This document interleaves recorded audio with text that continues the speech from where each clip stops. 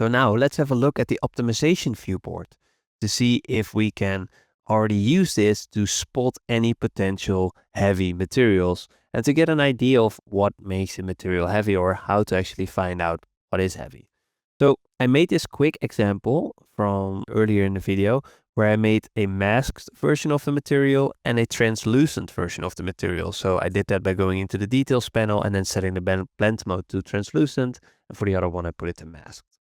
And if we want to have a look at this viewport, we have to go to the top here, and under lit we say Optimization Viewmodes, and we can see shader complexity.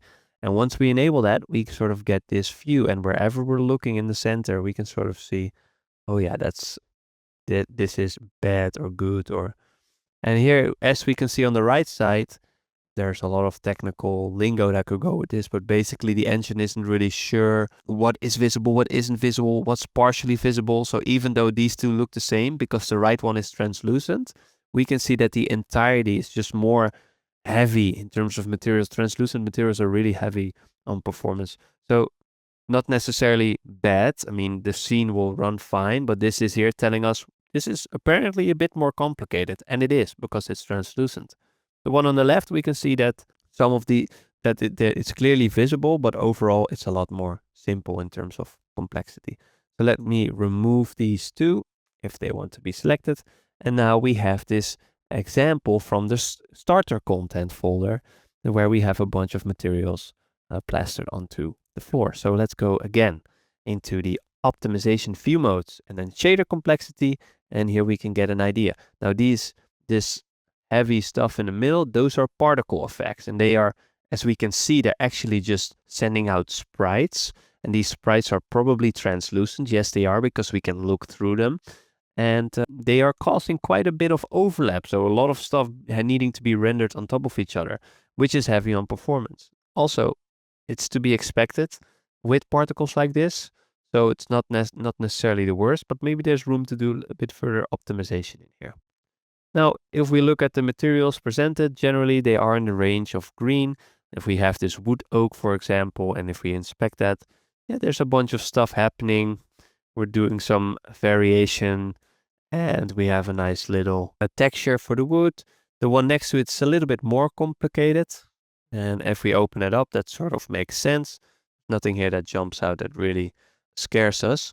Actually, at the bottom, we also have a stats section, which gives us a little bit of information. If you cannot find it, it can be found under Window and then Stats, which is here. But I already have it open. So we can see that the base pass of the shader is 248 instructions. This gives you some information with regards to the material, and you can sort of get an understanding of, oh, what's the difference between some of these more simple ones and maybe more complex ones. Because if we zoom out and then go to the right, and suddenly we see, oh, actually this one on the right is pretty complex, a cobblestone.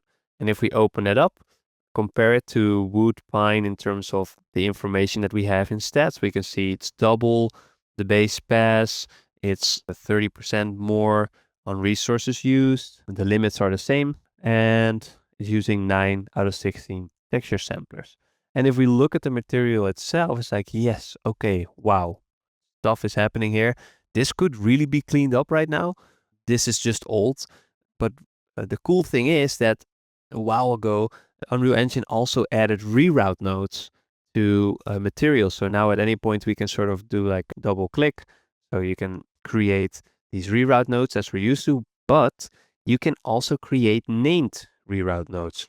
So I can say add named reroute road, and I'm calling this ambient occlusion. And then from anywhere in the material, I can now call ambient occlusion. It is sort of saved into a local variable. That's sort of how we could compare it, I think.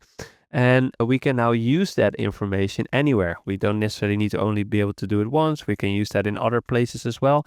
So if you have a bit more of a complicated setup like this, you could almost take everything related to ambient occlusion and give it its own little spot with its own little output and create a bit of structure in this hierarchy. But yeah, materials have come a long way in the last few years, and it's a lot easier to work more neatly right now than it was a few years ago. And if we look at the lit view and we take a look at this clay brick old. It's pretty simplistic. It looks nice, but in terms of complexity, there isn't a lot to it. Now, if we go to the heavy one, the one that we have just looked at, we can see there's depth to this, right? We really get this sense of depth from this. It's a lot more complicated. It's not just an image slapped on top of it. This is a really cool result. So maybe it is worth it to be a bit more heavy on performance. It really depends on your target platform, targeted performance, but the shader complexity viewport gives you some information and lets you know like, hey, this is really heavy, or this is not that bad actually, you're completely fine. One of the examples that we had in our own game, Aaron's Adventure, is that everything by default looked like this. It's a stylized game. And why was that? Well, that was because of our material function, which had all the weather logic in there. So the nice thing actually was that in one day, I could update one material function and our entire scene went from sort of looking like this to looking like that. Right? There's a huge optimization, but because it came from this one material function, which we were using everywhere, I was able to do an optimization pass pretty quickly for the shader complexity by just changing the one material function. All right, this concludes the videos on the shader complexity viewport. There's more viewports that you can use that will give you information, obviously, but the shader complexity one I found to be the most useful one for me in my day-to-day development when working with materials and Unreal. All right, in the next one, we'll have a quick look at Lumen. And yeah, I hope to see you there.